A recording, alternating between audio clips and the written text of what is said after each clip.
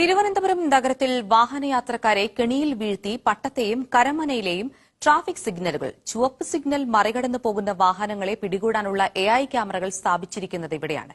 എന്നാൽ മുന്നറിയിപ്പ് നൽകാനുള്ള ടൈമർ ലൈറ്റുകൾ ഓഫാക്കിയും ചിലത് ദിശ മാറ്റി സ്ഥാപിച്ചുമാണ് മോട്ടോർ വാഹന വകുപ്പ് യാത്രക്കാരെ കെണിയിൽ വീഴ്ത്തുന്നത്. ദിവസവും 100 കണക്കിന് പേർക്കാണ് 3000 രൂപയുടെ വൻപിഴ അടയ്ക്കേണ്ടിവരുന്നത്.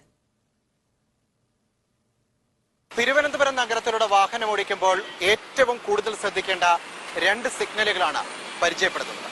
ഒന്ന് ഈ കാണുന്ന പട്ടം ജംഗ്ഷൻ, മറ്റൊന്ന് കരമനയിലേത്.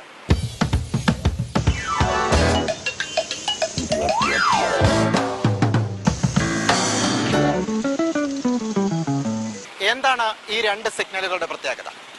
റെഡ് സിഗ്നൽ കത്തിക്കിടക്കുമ്പോൾ അത് മറികടന്ന് വാഹനം മുന്നോട്ടെടുത്താൽ പിടികൂടുന്ന AI ക്യാമറ സ്ഥാപിച്ചിട്ടുള്ളത് തിരുവനന്തപുരം ജില്ലയിൽ ഈ 2 സിഗ്നലിൽ മാത്രമാണ്.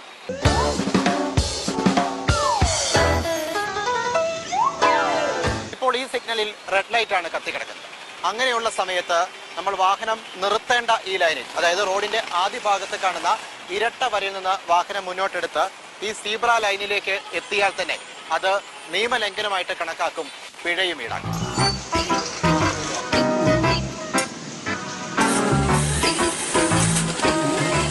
നിയമം ലംഘിച്ചാൽ പിഴ ഈടാക്കുന്നതൊക്കെ നല്ല കാര്യമാണ്. എന്നാൽ അങ്ങനെയുള്ള പിഴ കൂട്ടി സർക്കാരിന്റെ വരുമാനം വർദ്ധിപ്പിക്കാനുള്ള ചില പൊടിക്കൈകൾ മോട്ടോർ വാഹന വകുപ്പ് ഈ സിഗ്നലുകളിൽ ചെയ്തു വെച്ചിട്ടുണ്ട്.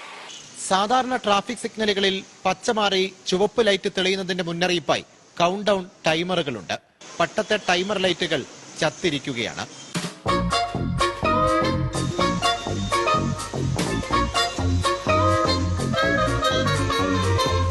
കരമനയിലെ ടൈമറാണ് അതിലും സൂപ്പർ. യാത്രക്കാർക്ക് കാണാൻ പറ്റാത്ത തരത്തിൽ വഴിയരികിലെ കടകളിലേക്ക് തിരിച്ചു വെച്ചിരിക്കുന്നു. ടൈമർ പോകട്ടെ, സിഗ്നൽ ലൈറ്റുകൾ പോലും മരങ്ങൾക്കിടയിൽ ഒളിച്ചിരിക്കുകയാണ്. ടൈമർ ലൈറ്റുകൾ ഇല്ലാത്തതിനാൽ ദൂരെ നിന്ന് പച്ച ലൈറ്റ് കാണുമ്പോൾ വാഹനം നിർത്താതെ മുന്നോട്ട് നീങ്ങും. ഇതിനിടയ്ക്ക് പെട്ടെന്ന് ചുവപ്പ് സിഗ്നൽ വീടുന്നതോടെ നിയമലംഘനമാകും. ഈ വാഹനങ്ങളൊക്കെ അങ്ങനെ പെട്ടുപോകുന്നതാണ്.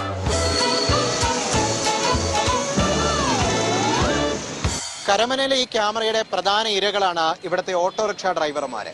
അവർ ഗതികെട്ടപ്പം പരാതിയുമായിട്ട് രംഗത്തിറങ്ങി. ആ പരാതിയാണ് ഇങ്ങനെ പരസ്യമായിട്ട് എഴുതി ഒട്ടിച്ചിരിക്കുന്നത്.